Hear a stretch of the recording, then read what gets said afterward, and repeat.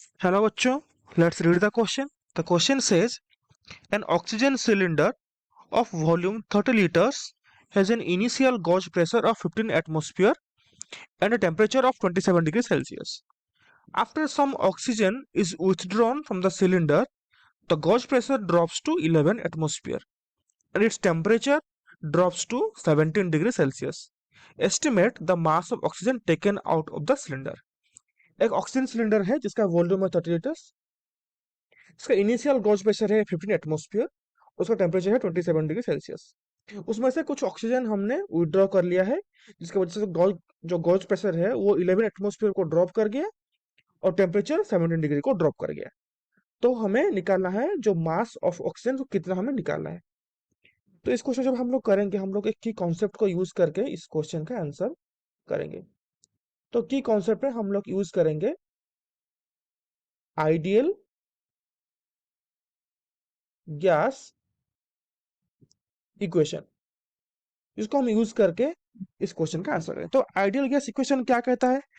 एक ऐसा gas equation जिसका नाम है आइडियल गैस इक्वेशन। तो इसका फॉर्मूला होता है P V is equal to n R T. इसका मतलब ये हुआ कि पी मतलब क्या है? पी मतलब है प्रेशर, वी मतलब है वॉल्यूम, एन मतलब है नंबर ऑफ मोल्स, टी मतलब है टेम्परेचर, और आर क्या है? R is the gas constant जिसका वैल्यू हमें क्वेश्चन में दे रखा है। R is equal to 8.314 joule per mole पर केल्विन। हम इस इक्वेशन का यूज करके इस क्वेश्चन का आंसर करेंगे। तो ये है आइडियल गैस इक्वेशन। तो कोई सा भी गैस अगर ये इक्वेशन को फॉलो करता है तो उसको हम कहते हैं आइडियल गैस इक्वेशन। ठीक है, अभी आते हैं क्वेश्चन में। क्वेश्चन में कह रहा है कि जो वॉल्यूम है वो 30 लीटर्स है, तो हम लोग क्या लिखेंगे? V1 is equal to 30 litres. तो इसका मतलब ये हुआ कि ये 30 इंटू 10⁻³ मीटर क्यूब है। ठीक है, P1 कितना दे रखा है? 15 एटमोस्फियर। P1 कितना दे रखा है? 15 एटमोस्फियर। तो इसका मतलब ये हुआ कि 15 इंटू 1.013 इंटू 10⁵ पास्कल। और क्वेश्चन में क्या दे रखा है? टेम्परेचर कितना दे रखा है? 27 डिग्री सेल्सियस। तो हम क्या लिखेंगे? T1 is equal to 27 degree Celsius. तो इसका मतलब ये हुआ कि 27 plus 273 is equal to 300 kelvin. अभी हम लोग यूज करेंगे ideal gas equation. Using ideal gas equation हम क्या लिखेंगे?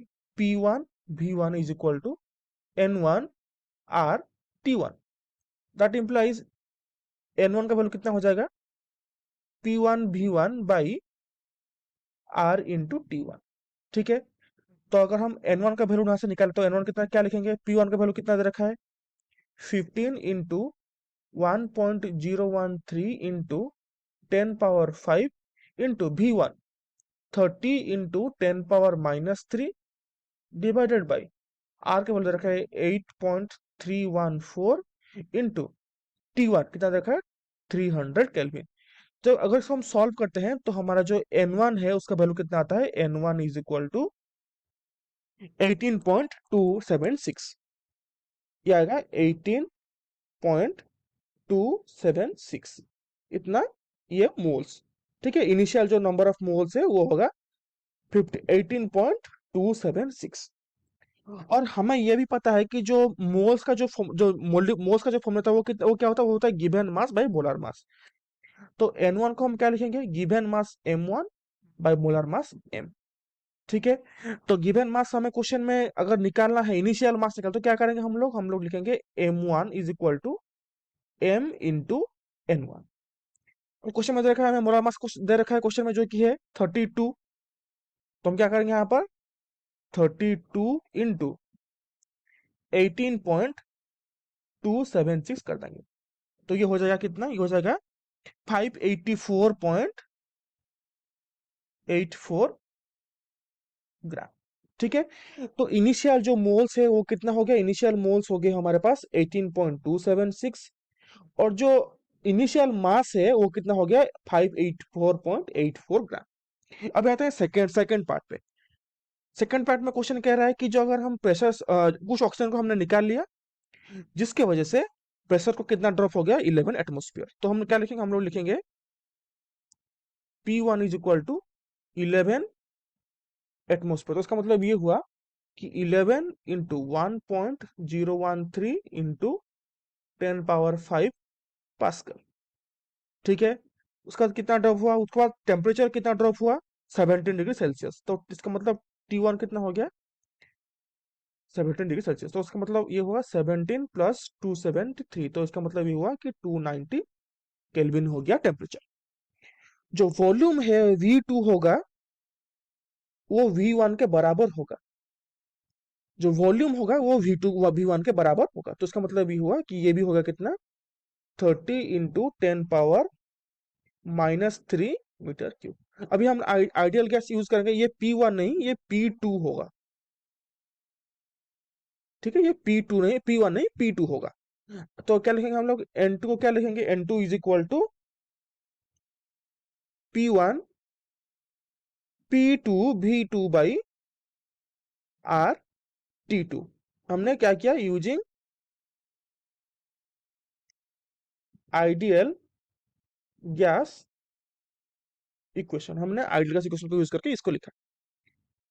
तो वैल्यू पुट करेंगे 11 into 1.013 into 10 power 5 multiplied by 30 into 10 पावर-3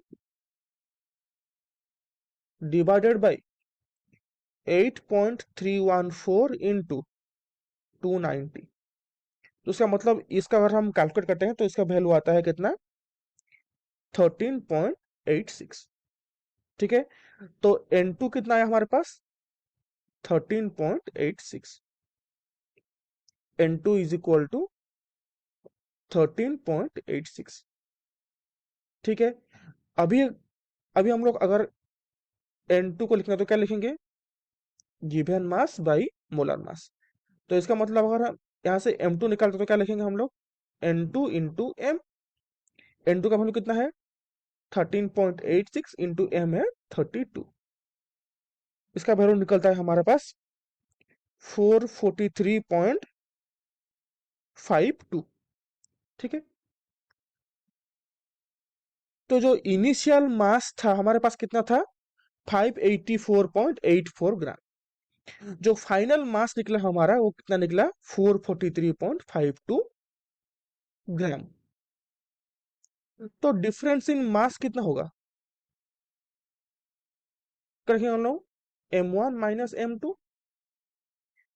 तो इसका मतलब ये हुआ कि 584.84 माइनस 443.52। तो डिफरेंस इन मास जो होगा वो कितना होगा, वो होगा 141.32 ग्राम। जिसका मतलब ये हुआ कि ये होगा 0.14132 kg डेल्टा एम।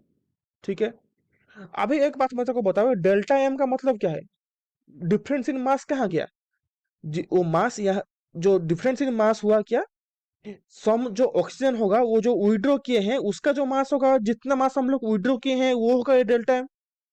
ठीक है ना, क्वेश्चन में हमें क्या पूछ रहा है, क्वेश्चन में हमें पूछ रहा है कि estimate the mass of oxygen taken out of the cylinder. तो ये जो डेल्टा एम का जो वैल्यू होगा उतना जो मास का ऑक्सीजन हमने बाहर लेके आ गए। तो इसका आंसर क्या होगा, delta M is equal to 0.14132 kg। और अगर इसका हम आंसर लिखें तो क्या लिखेंगे 0.14132 kg। So this is the appropriate answer. So I hope you understood it well. All the best for your exam.